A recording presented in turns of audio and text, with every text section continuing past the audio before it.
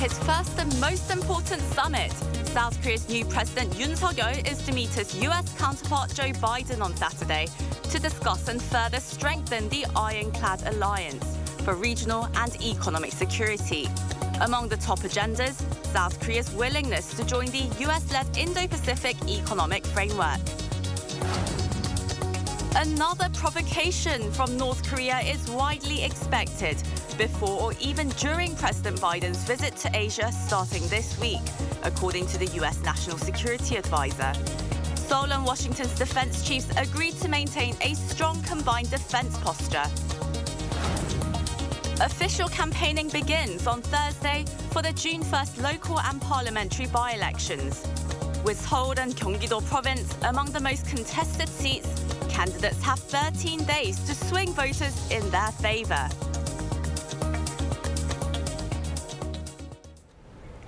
Hello and welcome to New Day at Arirang. It's Thursday, May 19th at 8 a.m. here in Seoul, South Korea. I'm Lee Seung-jae. I'm Oh Soo-young. Thanks for joining us. Over the next hour, we'll be giving you a look at some of the biggest headlines of the day and experts' insights of some key issues facing Korea and the rest of the world. US President Joe Biden will be arriving in South Korea on Friday afternoon. Of course, itinerary for the three-day visit includes the first summit where President Yoon, as well as a possible tour of the Samsung semiconductor plant. Kim Da-mi starts us off. U.S. President Joe Biden kicks off his first trip to this part of the region here in South Korea as he lands late Friday afternoon for an official visit. After arriving late Friday afternoon, U.S. President Joe Biden will kick off his first visit to South Korea in the form of an official visit. His bilateral summit with South Korean President Yoon is slated for Saturday at the new presidential office in Yongsan between 1:30 and 2 p.m. Korea time, following Mr. Biden's visit to the Seoul National Cemetery to pay tribute to the fallen heroes. Seoul's top office says the two leaders will sit down for their first bilateral for roughly 90 minutes, during which the two sides are expected to discuss issues ranging from Korean Peninsula affairs, economic security and cooperation, as well as global challenges. We anticipate the summit will include new South Korea-U.S. alliance in the realm of technology. We will promote close policy and information coordination based on common values and mutual benefits. The summit will then lead to a 50-minute joint press conference by the two presidents, which will be followed by a Q&A session from the press. Later in the evening, President Yoon will host a dinner banquet for his U.S. counterpart at the National Museum of Korea, with about 50 people from various fields ranging from heads of conglomerates to key figures in culture and sports from the Korean side and 30 from the American side. In fact, sources say the first thing on Mr. Biden's itinerary in South Korea is a tour of a Samsung Electronics semiconductor plant in Pyeongtaek upon arrival on Friday, the first such a visit by a U.S. president. Speculation is running high that President Yoon may accompany President Biden in this tour, as the two allies place much gravity on beefing up economic security cooperation. Although the fine details of Biden's Seoul visit are not immediately known for security reasons, the presidential office noted that the two leaders will see each other at least once to take part in an event together for all 3 days of Mr. Biden's stay in South Korea. U.S. President Biden will leave for Japan, the second leg of his Northeast Asia tour, early Sunday afternoon for a 3-day visit there. Kim Da-mi, Arirang News. President Biden's trip to Asia will see the launch of a new US-led economic pact known as the Indo-Pacific Economic Framework. Now, South Korea is set to formally announce its intention to join during this weekend's summit. Min Soo-kyun provides a glimpse of what to expect. South Korea has decided to join the US-led Indo-Pacific Economic Framework, which will be launched during President Biden's upcoming visit to Japan. According to South Korea's presidential office on Wednesday, President Yoon will virtually attend next Tuesday's launching event. Upon taking office, Yoon has shown strong support and willingness to take part in the economic framework that seeks to build strong ties and supply chains in the Asia-Pacific region. It's likely that Yoon will formally announce South Korea's participation during his first summit with President Biden this Saturday. U.S. President Joe Biden is scheduled to visit Seoul from May 20th to the 22nd, followed by a trip to Tokyo until the 24th. Japanese Prime Minister Fumio Kishida is expected to announce Tokyo's participation in the IPEF while meeting Biden next Monday. The two are also expected to discuss ways to strengthen cooperation to ensure stability in the Taiwan Strait, as well as share their concerns over the Ukraine crisis. Biden's visit to Asia this week is expected to coincide with the formal launch of the IPEF. U.S. Secretary of Commerce Gina Raimondo said on Tuesday that Biden will formally announce the launch of the Economic Pact during his trip to Japan. She said that Washington was extremely enthusiastic about the initiative and pointed out that there is significant demand from countries in the Indo-Pacific region that want the U.S. to be more present and to have an affirmative economic strategy. The IPEF is aimed at strengthening cooperation between the U.S. and its partners in the region on issues such as trade, clean energy, and supply chain networks. The framework is widely viewed as being part of Washington's efforts to counter China's growing influence in the Asia-Pacific region. To be launched next week, the U.S.-led Economic Pact is set to be joined by South Korea, Japan, Australia, and New Zealand, and potentially by several other members of the Association of Southeast Asian Nations. Min Suk-hyun, Arirang News. US National Security Advisor Jane Sullivan says it's widely expected North Korea will launch a provocation before or even during President Joe Biden's visit to Asia. Saying that the US is fully prepared for such a possibility, he added that the country is in close coordination with countries in the region. Kim Yo-sun has more. The White House warns that there could be a North Korean nuclear test or missile test, or both, before or even during President Biden's trip to Japan and South Korea. U.S. National Security Advisor Jake Sullivan told reporters Wednesday that Washington is preparing for all contingencies.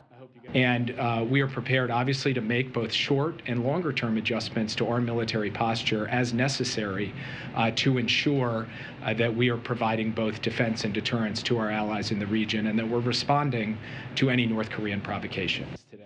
He explained that the U.S. is coordinating closely with Seoul and Tokyo.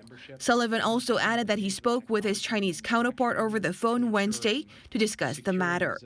According to the White House, the two parties mainly focus on regional security issues and non-proliferation. Regarding the matter, the first deputy chief of the Presidential National Security Office of South Korea, Kim Tae-hyo, told reporters on Wednesday that the possibility of North Korea conducting a nuclear test by this weekend is relatively low, but preparations for an ICBM launch are believed to be imminent. A South Korean expert said the North is preparing for a nuclear test, but this might not be carried out right away. The cables are installed to light up the tunnel or to operate ventilation systems. When the cables are removed and a shield is installed, that's when it's ready for a nuclear test. But for now, because the cables are still there, we can tell that the preparations are still underway. Against his backdrop, Seoul adds that if there is a provocation from the North during Biden's visit, there is a Plan B, which would secure the readiness posture of the combined U.S. and South Korea military forces, even if it requires changing the summit schedule. Kim Yo-sun, Arirang News.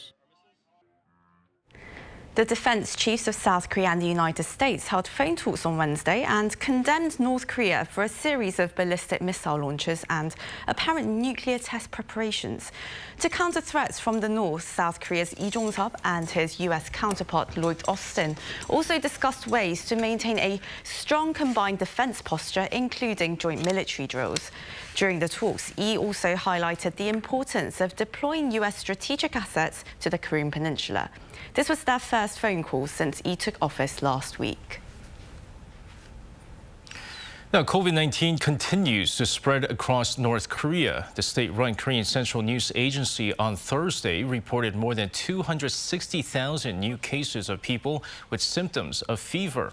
Total death toll now stands at 63, with one more death added from the previous day. Now, North Korea has been reporting more than 200,000 cases a day for 3 straight days now, although Pyongyang has been reiterating that it can handle the virus by itself, as its tally is is seeing a decline. Experts say that the regime's reporting is less reliable, as the North appears to be suffering from a shortage of testing equipment. Now, campaigning for the upcoming June 1st local and parliamentary by-elections begins Thursday. Two major parties are hoping to gain majority in 17 metropolitan mayoral and gubernatorial elections. The ruling Conservative People Party is looking to follow its success in the presidential election in March, while the main opposition Democratic Party aims for a comeback to keep the central government in check. Now, a major battleground is the capital region in Incheon and Gyeonggi province. That's where major parliamentary by-elections are taking place, with former presidential candidates Lee Jae-myung and An Cheol-soo on the ballots.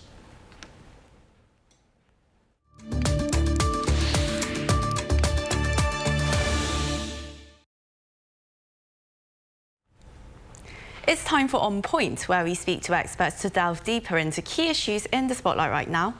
While the rest of the world has eased most COVID-19 measures, China is sticking firmly to its zero-COVID policies. That's right. The government insists that their policy is the best measure to make sure hundreds of thousands of its citizens don't succumb to the virus. But how much further can they go to implement these measures? Well, we connect with Ben Kelling, Chair Professor of Epidemiology at the University of Hong Kong. Good morning to you, Professor. Good morning. So first and foremost, I was kind of taking a look at the peer-reviewed study published by Shanghai's Fudan University in the Nature journal, which said that if the government lifts its zero-COVID policy, the country could see upwards of 1.55 million deaths. Now, this is due to the low vaccination rate among the elderly population. So why is there a low vaccination rate among the elderly there? Well, quite a number of factors have played into that. I think one of them is the low level of perceived risk. Remember, in China, there's been very little COVID in the community in the past 2 years. And so unlike other parts of the world, it hasn't been a feature of people's lives that they've seen people get COVID. And for older people, they've seen people they know get COVID and possibly need to go to hospital, possibly worse. So I think that's one of the major reasons, the low perceived risk. And then there's also trust in authorities and unfamiliarity with vaccines and so on, and many other reasons. But the fact is that the vaccine coverage is not that high in elderly. And well, Professor Cowling, then, well, China's zero COVID policy, now that's one of the strictest in the world, if not the strictest. So why can't China just make vaccination mandatory among senior citizens, considering that they're already imposing very strict measures? Well, it's not easy to do that in practice. It's not easy to figure out a way to force older people to get vaccinated, even if they don't want to. For younger people, there's a way to do it by restricting access to public spaces or to work or to public transport or other things. But for older people, that may not work so well if they're mostly staying around their homes and not going out too much. And one other issue is for China, because they have this zero COVID policy in a way, as long as it keeps working, they don't need to worry so much about vaccine coverage in the elderly. That would be like a plan B. But if the plan A, the zero COVID plan, works, then actually it is not an urgent priority to get that vaccine coverage up. I'm worried about it because I'm not sure that plan A can succeed. But in China, if they're confident in their plan A, then you can also see why they might not be pushing for that vaccine coverage in elderly to go up very, very soon. I mean, certainly China very confident in their zero COVID policy, but at the same time, the WHO chief saying last week that China's zero COVID policy is actually unsustainable, considering the behavior of the virus now. So what's your take on his assessment?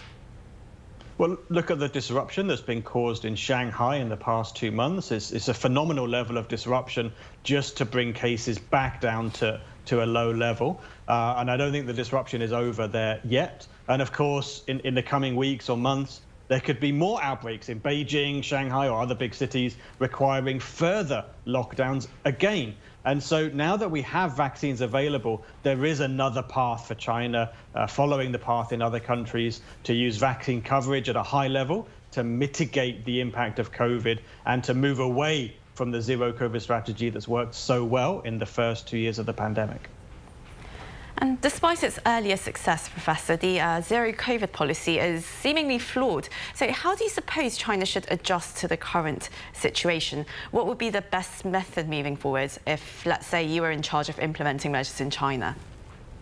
Well, I'm not in charge, of course. I would say my recommendation would be to set a timeline for the end to the zero COVID policies, meaning the very stringent lockdowns in cities and also the travel restrictions ultimately, perhaps later this year, have a timeline for that and then push particularly older people to get vaccinated with the message that they are likely to get COVID in the coming months, and it would be much better for them if they were vaccinated when they got COVID rather than if they were not vaccinated, and then use every tool available to get the vaccine coverage up and to prepare the community for the subsequent surge in cases once the COVID measures are relaxed.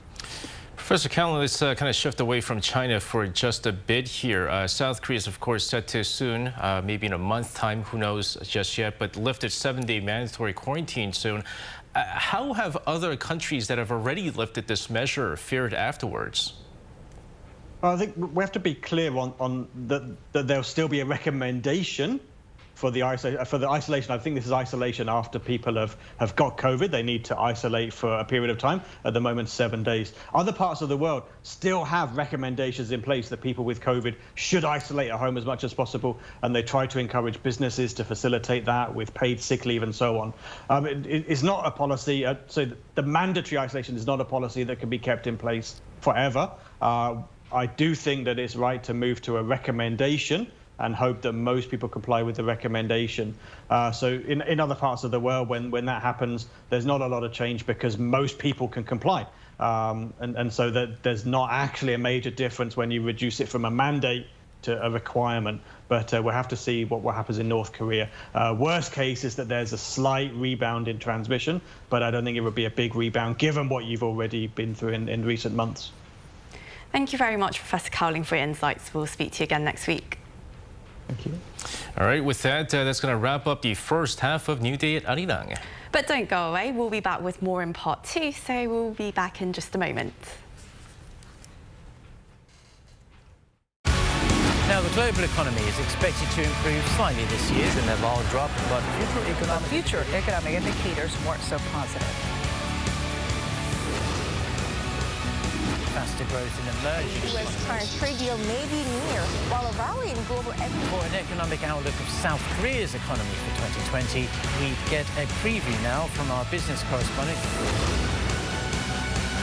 Arirang, what matters?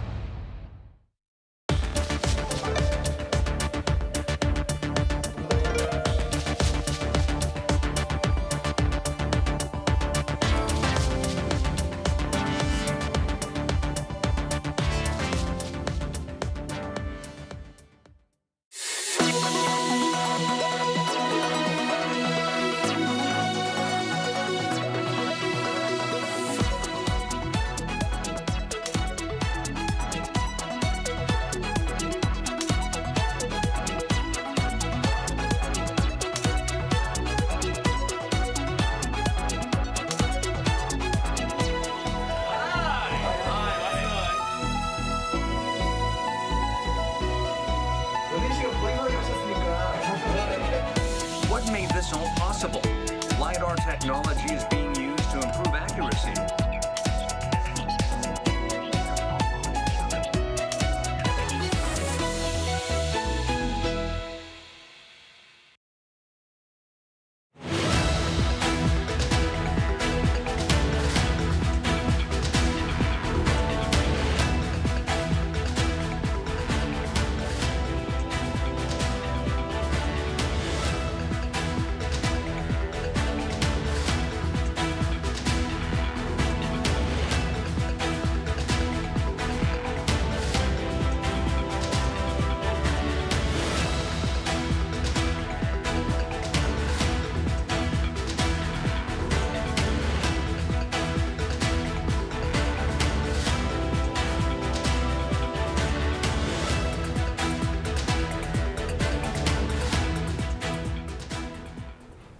Now, around 700 Ukrainian soldiers have reportedly surrendered from the Azovstal steel plant in Mariupol within the last 24 hours.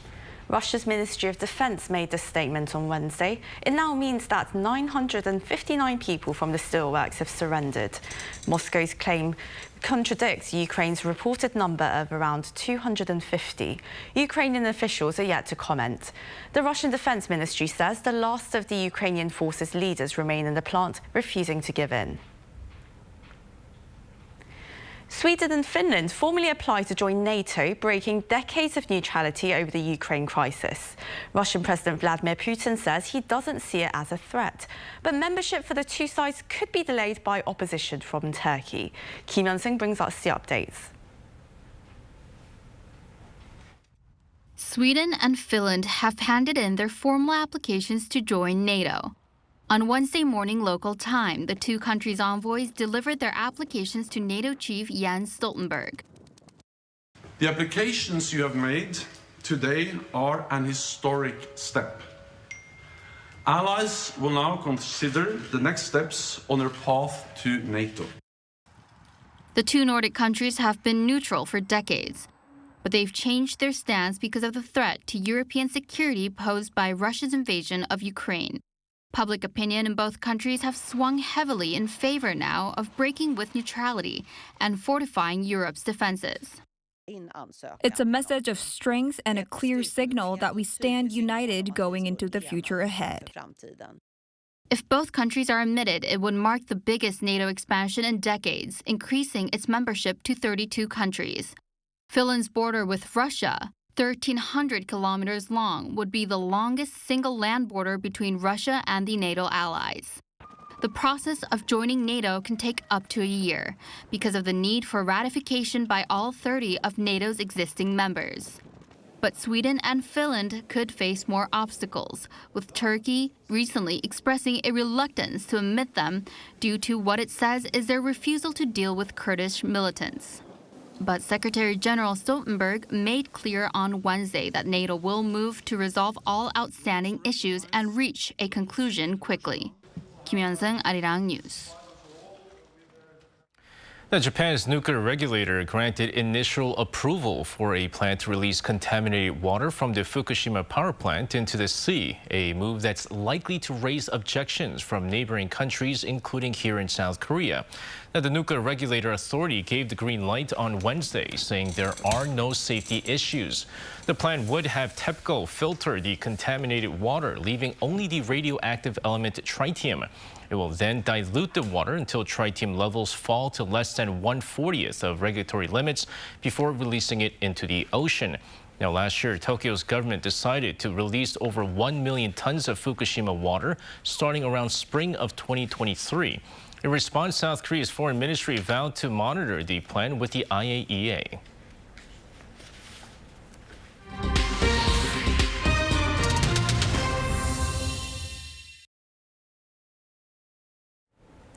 It's time for Global Insight, where we speak to experts from around the world on issues making headlines. As the COVID-19 situation in North Korea appears to be getting progressively worse, there are strong concerns over how the already repressed citizens living under the regime are being impacted by the virus. Access to health, nutrition and medical care are already known to be precarious in the north, but Pyongyang hasn't responded at all to Seoul's offer to send help. We discussed the situation today with Greg Scarlatoiu, Executive Director of the Committee for Human Rights in North Korea. Very warm welcome to you, Director, and thank you so much for joining us again. It's an honour to have you on our show. Thank you, Seong. A pleasure as always. Well, there's a lot to cover here, Director, and well, it's assumed that North Korea has a much higher number of COVID patients and deaths than it can really track at the moment. But it seems like they were experiencing an outbreak before as well, but of course they've never openly admitted it until now. How severe do you think the situation actually is in North Korea? The situation appears to be very severe. So all we have right now is North Korean data. And we have to work with that data. There appears to be a fairly severe outbreak in the capital city of Pyongyang at about 269,000 active cases. That's 7.5% of the population of Pyongyang. There is an outbreak in Nampo, just southwest of Pyongyang. There's an outbreak in Kaesong and also in Rason in northeastern North Korea. So again, North Korea has been relying on social distancing, isolation, curfews and lockdowns, and now they have a fairly big outbreak on their hands. Unfortunately, for the people of North Korea, vaccines are not available the same way that they're available in most places in the world, and that's the biggest weapon in the fight against COVID. The health security of North Koreans is very precarious. The food security of North Koreans is very precarious. The North Korean health care system, public health care system, is in shambles pretty much. So this is not good news for the people of North Korea. There's a big difference between this crisis and the other crisis that North Korea experienced after the Cold War, the Konane-Hengun, the Great Famine. During the Great Famine, the Kim regime was able to direct vital resources toward areas that were critical to maintaining, to preserving the regime. The key elites, access to luxury goods imported from the outside world, weapons, tools of death, ballistic missiles, nuclear weapons. COVID knows no songbun. The COVID virus knows no loyalty-based social classification.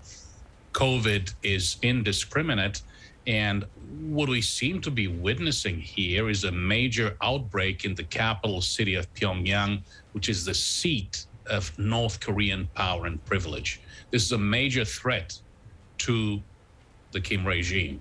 Unfortunately, the people of North Korea are suffering, so we have to think about them first. And Director, well, why do you think regime leader Kim Jong-un chose to admit that there was an outbreak after some 2+ years of keeping mum about it? Because the situation is overwhelming. Things are getting out of control. There were lockdowns, there were crackdowns. Initially, the North Korean regime dealt with COVID as a public health crisis, but then again, as it always happens in North Korea, they politicized and weaponized COVID to crack down on information coming in from the outside world, to punish those trying to access information coming in from the outside world. They politicized and weaponized COVID to control cross-border exchanges very tightly. And these lockdowns have had a devastating effect on the people of North Korea. So they've also cracked down on the markets. Of course, if you seal the border, there are no goods. There's no contraband imported from China to be sold at the markets. This crackdown on the markets has gone down to the very micro level, where people who used to make, for example, bread buns out of their homes are no longer allowed to do that. They're no longer allowed to sell them on the streets. Why? Under the pretext of COVID prevention. Well, now there is a big COVID outbreak in North Korea. The situation is very dire. Well, Pyongyang seems to be saying that they're now enforcing a nationwide lockdown due to the pandemic. And, well, if China's anything to go by, they've been this might be even more draconian measures on its people. So is there a danger that North Korea's human rights situation is going to get even worse, if that's even possible, with heavier restrictions on rights and freedoms, especially for the most vulnerable people, people in political prison camps, for instance? The North Korean human rights situation, Soo-young, has already degraded. So crackdowns again on information, on markets.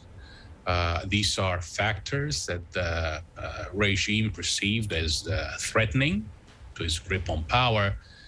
You know, speaking of the political prison camps and other people in detention, the North Korean regime does not admit that political prison camps exist, does not grant access to any detention facilities. Frankly, the only way to find out what's going on at those facilities is to have transparency, access to send in the ICRC, the International Committee of the Red Cross, NGOs that might be able to investigate. Unfortunately, these detention facilities are off limits. We know they exist. We have satellite imagery. We have escapee testimony. They're out there. This is, time for a big reset in North Korea. And the North Korean regime must admit that they have a very big problem on their hands. The world is willing to help. The USA, South Korea, Japan, the European Union, everybody, including China. That they really need to admit that they have a problem. They need to admit that they need to secure transparency, the possibility to run fact-finding missions, monitoring and evaluation. That's what we need in order to help them, the people of North Korea. Well, North Korea seems to be turning to China and Russia for help while ignoring South Korea's attempt to contact the regime to propose medical support. Why do you think this is?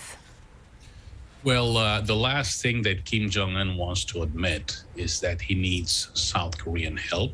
He rejected South Korean help. He rejected COVAX help. He rejected at the initial stages Chinese and Russian help as well. Of course, Russia is caught up in a massive misadventure right now in Ukraine, a criminal invasion of a sovereign state and UN member state. The last thing the Kim Jong-un regime wants to admit is that it needs South Korean help in order to, well, protect the people of North Korea and survive. Again, this is a mistake. Being that ideological in approaching this massive public health crisis can have devastating effects for the people of North Korea, and quite frankly, can affect the very survivability of the Kim Jong-un regime. And, well, how do you think that the US and South Korea should really cooperate in terms of addressing this terrible situation in the north? Because the COVID-19 outbreak in North Korea, well, it really brings to light how many of us fail to remember the plight of the people as we focus mostly on the regime and its missiles. So what would you like to see, especially with this upcoming summit between the South Korean and US leaders? I would like to see full transparency granted by the North Korean regime. They're very good at doctoring their statistical data. They're not as good at providing the real data. We need to know the real data. We need full transparency. We need full access. That's what your doctor needs, the truth. Unless the doctor knows the truth, there is no cure. So that's what humanitarian agencies need. That's what UN member states ready to provide assistance. That's what COVAX needs. Again, everybody is ready and willing to help, but we do need transparency because you need to consult the patient. You need to know what the problem is before you provide that assistance. And well, at this point, you mentioned some of the humanitarian assistance and the approach that is needed to increase transparency. But if North Korea does decide to accept outside help that isn't from China and Russia, but more from the US or South Korea, then how would international aid actually flow into the regime? There are huge issues. In addition to transparency and being able to monitor and evaluate programs, having Korean speakers on the ground, having organizations being able to run M&E monitoring and evaluation operations, the North Korean infrastructure is in shambles. It takes so many hours and days to travel by railway or road. So, the cold chain issue is another big problem in North Korea as far as vaccines are concerned. So one would need very rapid assessments and very rapid interventions. That is possible. from a technical and technological viewpoint, but what it takes is willingness on the part of the Kim Jong-un regime to cooperate with the international community and place the people of North Korea at the very top of the agenda. So transparency, cooperation, the technology is out there. Let's make it work, because we need to really rescue the people of North Korea. This is a major crisis. And Director, you've worked with multiple South Korean and US governments in order to bring to light the North Korea human rights crisis, and also to really put it on the leaders' agenda. And while the new South Korean President Yoon Suk-yeol, he mentioned the word freedom 35 times in his inauguration speech, and also emphasized how Seoul would stand up for human rights around the world. So in what ways would you like to see him fulfill that pledge, particularly when it comes to North Korea? It's great that we agree on values. President Yoon Suk-yeol mentions freedom so many times.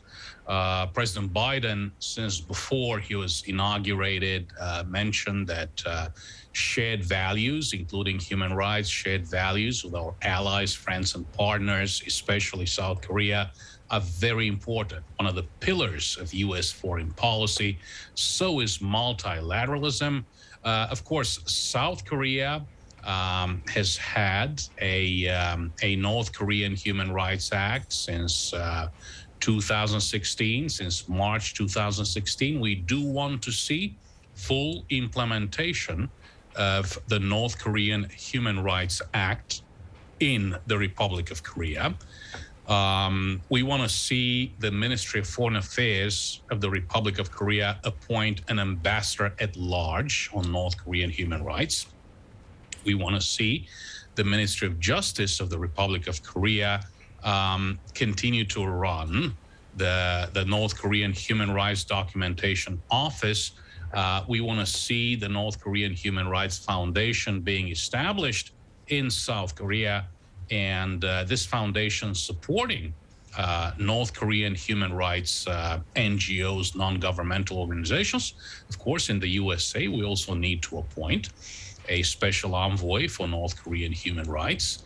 We do need a coherent North Korean human rights policy in both the United States and South Korea. It's not difficult. Appoint the two special envoys, ambassadors, protect North Korean refugees, make sure that you bring more of them over to South Korea and the United States, who haven't been doing so well. And of course, retake the high ground we once held at the United Nations, have the United States and the Republic of Korea lead the alliance of like-minded UN member states to push for and fight for relevant North Korea human rights policy. It is possible. I do hope to see, I'm not privy to this kind of information, but I do hope to see that North Korean human rights is part of the shared agenda of the summit meeting. That was Greg Scarlatoiu, Executive Director of the Committee for Human Rights in North Korea. Again, Director, it was a pleasure and privilege having you on our show. Thank you so much for your time. Pleasure is all mine, as always.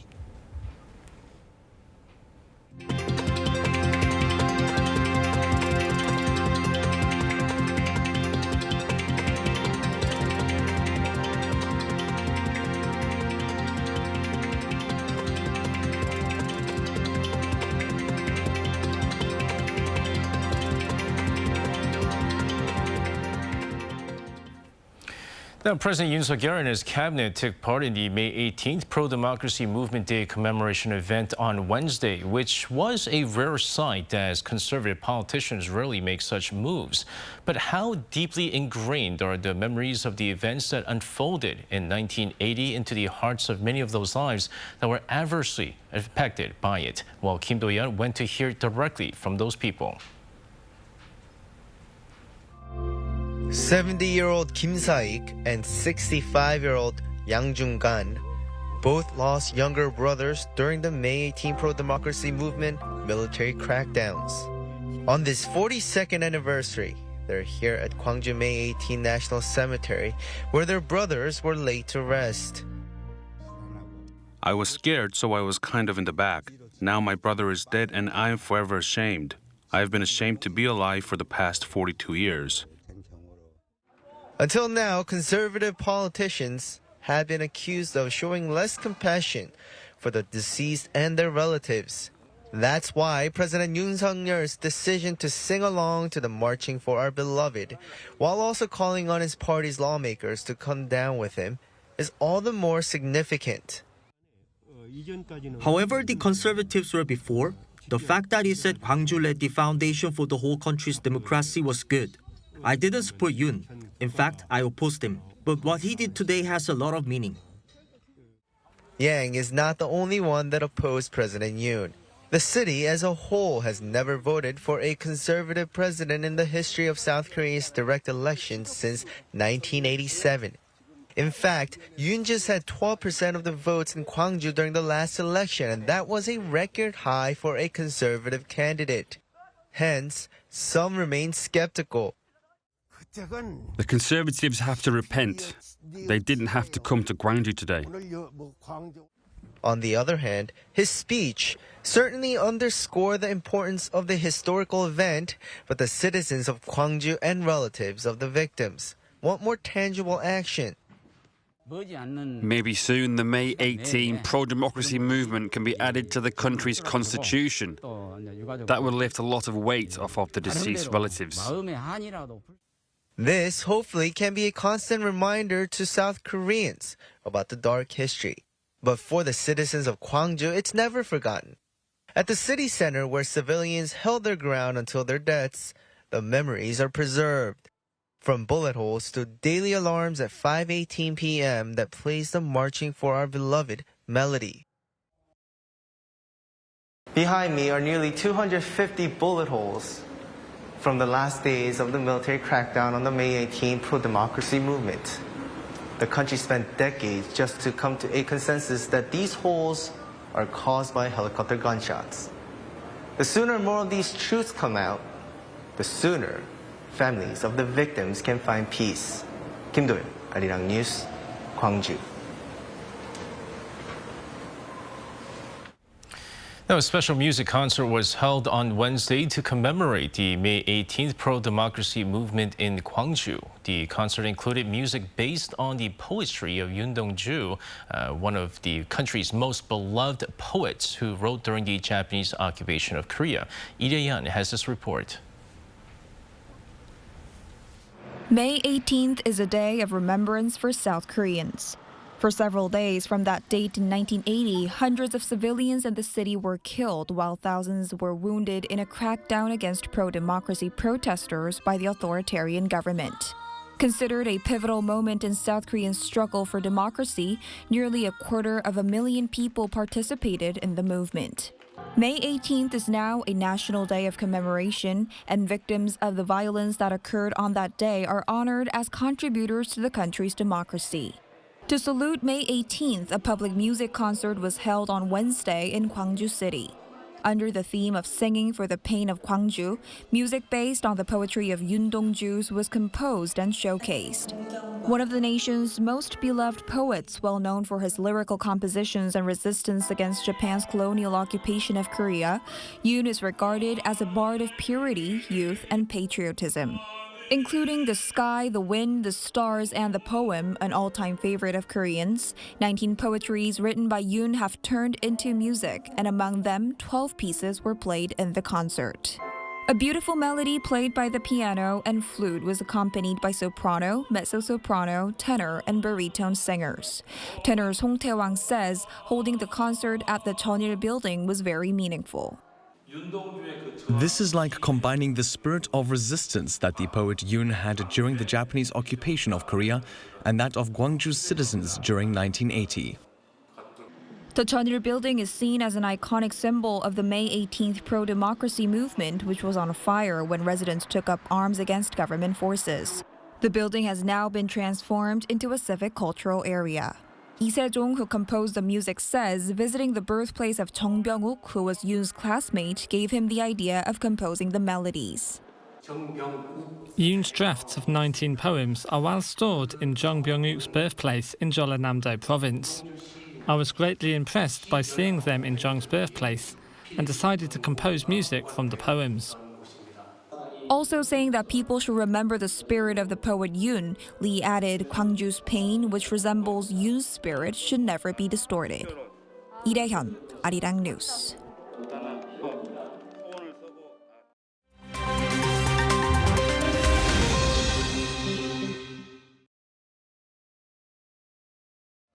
Let's take a look at what's going on in the world now. Official figures released on Wednesday show that UK inflation has soared to a 40-year high of 9% in April, as food and energy prices have skyrocketed. This comes as month-on-month consumer prices rose by 2.5%, while a Reuters Economist poll has projected a 9.1% annual increase. The rise beats the previous 8.4% annual rise record from 1992. From April 1st, the UK's energy regulator increased the household energy price cap by 54% amid a surge in wholesale energy prices.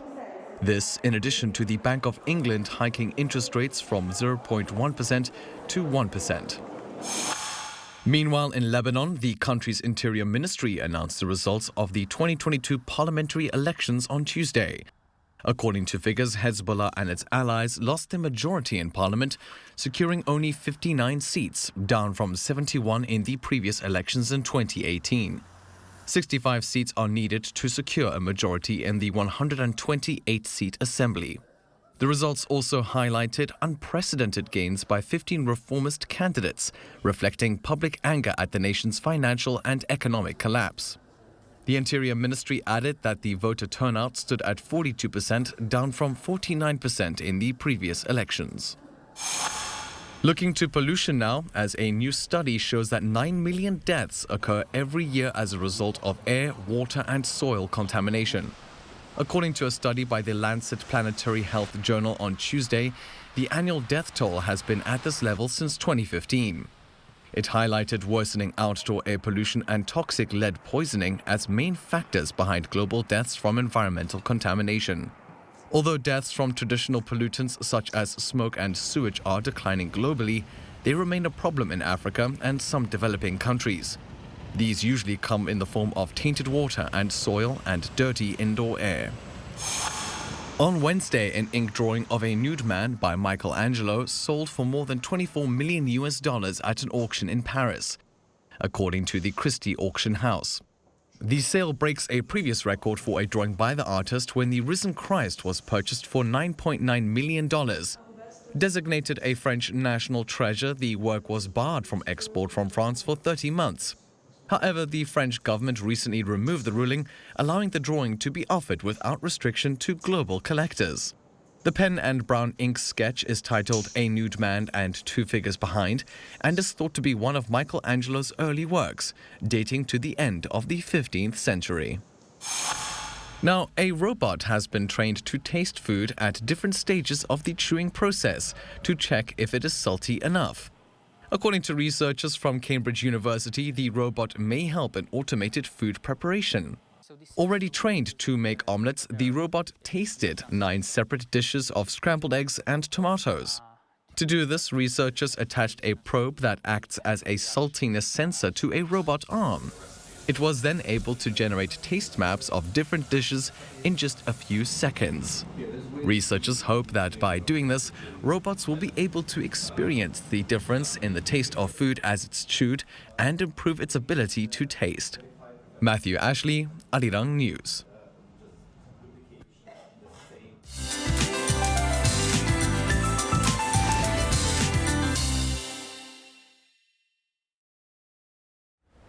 Good morning.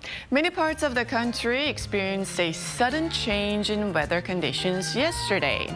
And as for the capital, a wet and murky start turned into near perfect weather in the afternoon. Well, today will be warm and mostly sunny for the most of the day today.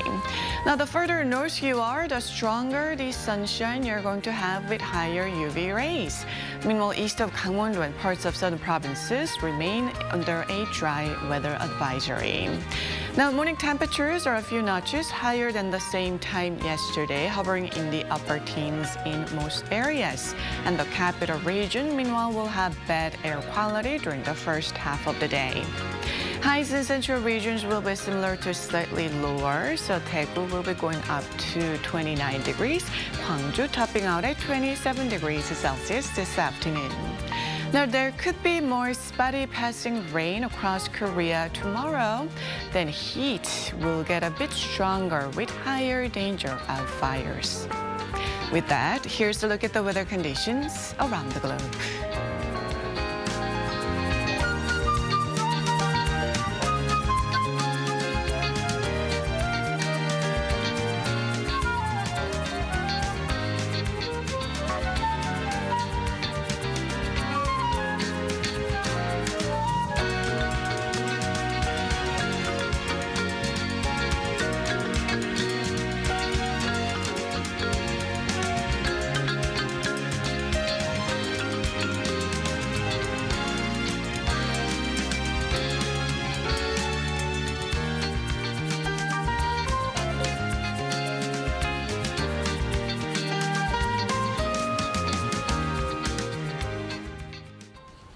And that's going to wrap up our newscast for this morning, but we'll be back tomorrow for our Friday's edition of New Day at Arirang. Thanks for joining us this morning, but do stick around for more updates throughout the day. Have a great rest of your day wherever you are. Goodbye.